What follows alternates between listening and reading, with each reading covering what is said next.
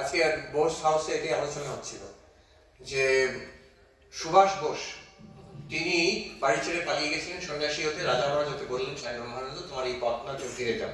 তার পরবর্তীকালে তিনি পলিটিক্স করলেন, ইন্ডিয়ান ন্যাশনাল কংগ্রেসে, তারপরে আজাদ হিন্দ ফৌজ, ফরওয়ার্ড ব্লক, কত কি করলেন, তারপরে যুদ্ধ করলেন।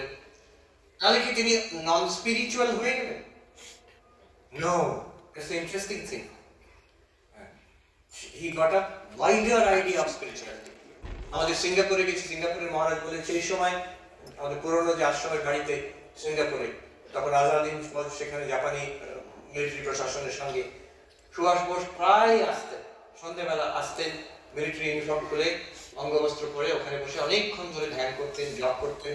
আরেকটা আমি পড়লাম রিসেন্টলি, চেতনানন্দজি পাবলিশ করেছেন যে সিঙ্গাপুরের মহারাজ তখন যিনি ছিলেন তিনি লিখে গেছেন যে একদিন রাত্রিবেলা জিপ আশ্রমে এলো সিঙ্গাপুরে, মিলিটারি জিপ, জাপানি মিলিটারি জিপ। জাপানিজ অফিসার বেরিয়ে এসে বললো যে আপনি আসুন আমাদের সঙ্গে। কোথায় যাবো? জাপানিজ মিলিটারি হেডকোয়ার্টার্সে। মাঝরাতে মহারাজকে তুলে নিয়ে গেল মিলিটারি জিপ। তো উনি বলছেন আমি ঢুকলাম, আমি কি জন্য রেখেছি কিভাবে কে জানে, ঢুকে বলছেন ভেতরে দেখলাম সুভাষ বোস বসে আছে, সুভাষ বোস বসে আছে। তার সঙ্গে বসে অনেক, সেই মাঝরাতে অনেক আধ্যাত্মিক আলোচনা হলো। তারপরে সুভাষবাবু বলছেন মহারাজ আপনি আমাকে একটা চণ্ডী দিতে পারেন? মহারাজ বললেন আমার তো একটাই পার্সোনাল কপি আছে, ওইটা আপনাকে দিচ্ছি। উনি দিয়েছিলেন সেই চণ্ডীটা।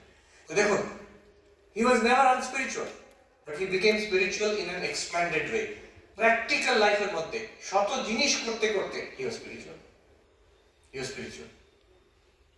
অর্থাৎ এটা শাহনওয়াজ খান নাকি বলেছেন, যিনি ওনার খুব ক্লোজ ছিলেন, এরকম একটা ট্রিমেন্ডাসলি টার্বুলেন্ট পার্সোনালিটি উনি রামকৃষ্ণ মিশন থেকে যখন ধ্যান করে বেরোতেন ওনার মুখে একটা অদ্ভুত দীপ্তি দেখা যেত।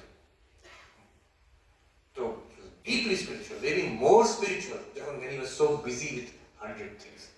এই বলে শেষ করছি। মহারাজ